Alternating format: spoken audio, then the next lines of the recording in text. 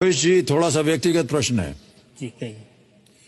15 साल पहले आप केवल 600 रुपए लेकर के दिल्ली पहुंचे जी अपने भविष्य को उजागर करने के लिए। जी आज आप यहां से 6,40,000 रुपए जीत कर जा रहे हैं, कैसा लग रहा है आपको?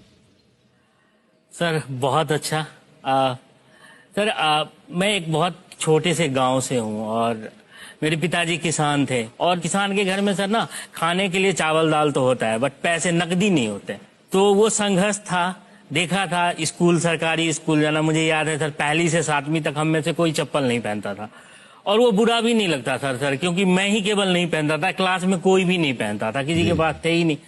आपकी जो दुख होता है वो तुलना से आता है, अगर आप तुलना ना करो तो दुख नहीं होता। क्या बात है, बहुत खूब, बहुत अच्छी बात। मुझे याद है सर, हम जब स्कूल से निकलते थे तो बड़े उछलते हुए चलते थे, क्योंकि ना अलकतरा जो कोलतार की सड़क होती है वो बहुत गर्म हो जाती है दोपहर के समय में। बिल्कुल। और मुझे कोई उस बात का उस वक्त सर लगता ही नहीं था कि अच्छा पैर में चप्पल होते तो कम गर्म लगता।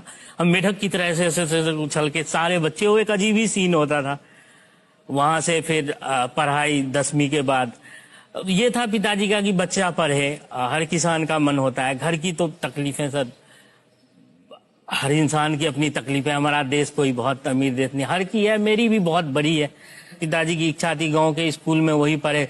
6ठी क्लास में हम लोगों की ABCD होती थी, इंग्लिश होती थी। जी।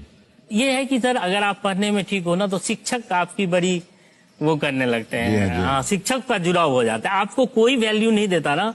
इवन कई बार परिवार, घर, दोस्त, समाज, शिक्षक आपको जरूर प्यार करते हैं अगर आप पढ़ने में अच्छे हो या अपने काम में अच्छे हो तो उनका लगाव रहता है। तो शिक्षक का प्रोत्साहन रहा।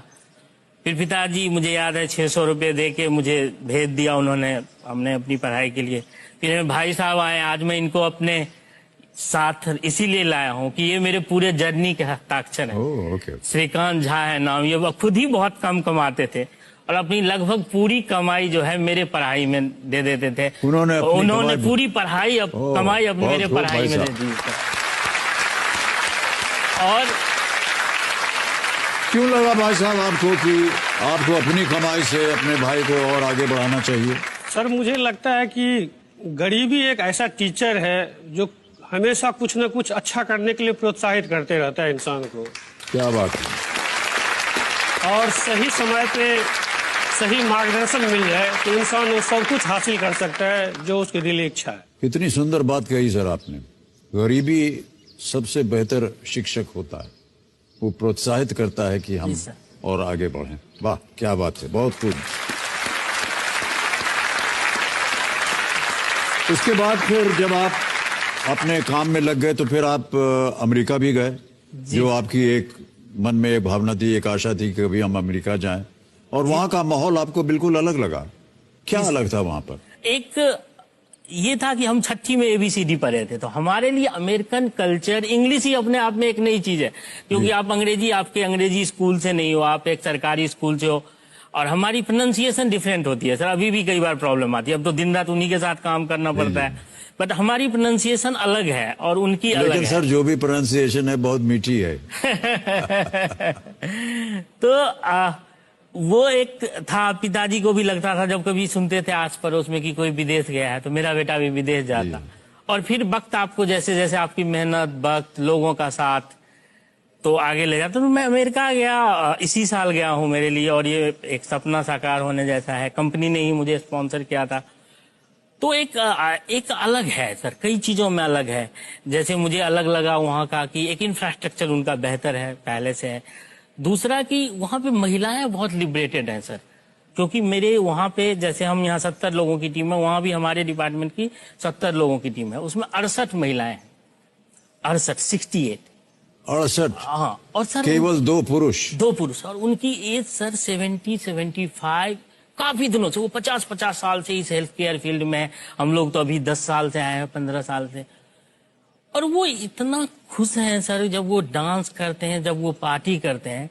हमारे यहाँ तो महिलाओं को पहले ही महत्वहीन कर दो, और गलती से उनकी एज अगर 50 हो गई तो उनको तो बाहर खटिया पे बिठा के राम राम करवाना है हमें और कुछ करवाना ही नहीं है। मैं सर आपके माध्यम से कहना चाहता हूँ, अगर आप 40 साल 50 साल के हैं तो अभी तो आपने जीना शुरू किया है, महिलाओं के लिए कहना चाहता हूँ, जी, जी। पूरी लाइफ जिए। मैं देख के आया हूँ वो लोग कैसे जी रहे हैं। प्लीज अपनी पूरी लाइफ अच्छे से जिए, जो मन है वो वाह, वाह, कीजिए और क्या जरूर बात है। जिए।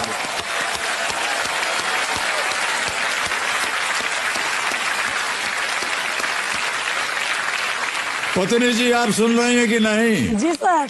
40-50 साल, अब हम आपकी उम्र नहीं पूछ रहे हैं लेकिन आप बोल रहे हैं कि उसके बाद भी आपको एकदम जी करके जीना है, तब आपकी जिंदगी तभी से शुरू होने वाली। जितनी महिलाएं हैं सब बहुत खुश हैं भावेश जी आपसे, आपकी बातों से सुन के, आपकी भावनाओं को सुन करके। सर मेरी 2 बेटियां हैं और मैं लिखता हूँ, तो मैंने उन 2 बेटियों के लिए कुछ लाइन लिखी है और जो इस चीज से कनेक्ट हो रही है। जी, जी। अगर आप सर अनुमति जी, जी, दे तो बिल्कुल, 2 बिल्कुल, लाइन। कहिए। हाँ। बेटी तुम बड़ी मत होना, वाह। बेटी तुम बड़ी मत होना, कुछ सवाल उठाए जाएंगे, कुछ परंपराएं दिखाई जाएंगी, तुम्हारी खुशी के बदले तुम देवी बना दी जाएगी, इनकी झूठी दिलासों में अपनी हंसी मत खोना, बेटी तुम बड़ी मत होना। क्या बात है, वाह वाह, क्या बात। समाज के ठेकेदार के ठेकेदार हर चीज का ठेका लेते हैं, औरत के धर्म का ठेका लेते हैं, औरत के शर्म का ठेका लेते हैं। इनकी बाहियात लांछनों से दुखी मत होना, बेटी तुम बड़ी मत होना, क्या बात बेटी है, तुम बहुत बड़ी खूब, मत बहुत होना। खूब। सर अगला लास्ट है, 2 जी। पंक्तियां हैं, अंतिम अंतिम 2 क्षण, पंक्तियां जी। हैं कि बड़ी होकर ना तुम कोई झूठा संसार बसाना, अपने आंसू के कीमत पे ना घर परिवार बसाना, जिस रिश्ते में प्यार न हो उस पर सती मत होना, बेटी तुम बड़ी वाह, मत वाह, होना, क्या बात बेटी है, तुम बहुत बड़ी मत खूब है। बहुत बहुत बधाई आपको। आजकल के समाज का आपने उल्लेख कर दिया एकदम एक छोटी सी कविता में, क्योंकि हम यही देखते हैं हर दिन महिलाओं के प्रति क्या क्या अनौपचारिक चीजें होती रहती हैं। और ये जो आपने कहा ये बहुत ही सुंदर कविता है सर, इसको छपना चाहिए। आप हमको दे दीजिएगा, हम अपने सोशल मीडिया पे छाप देंगे इसको। सर बहुत बहुत धन्यवाद, बहुत बहुत धन्यवाद। आपकी विचारधारा जो है वो बहुत ही अव्वल है, बहुत ही ऊंची है।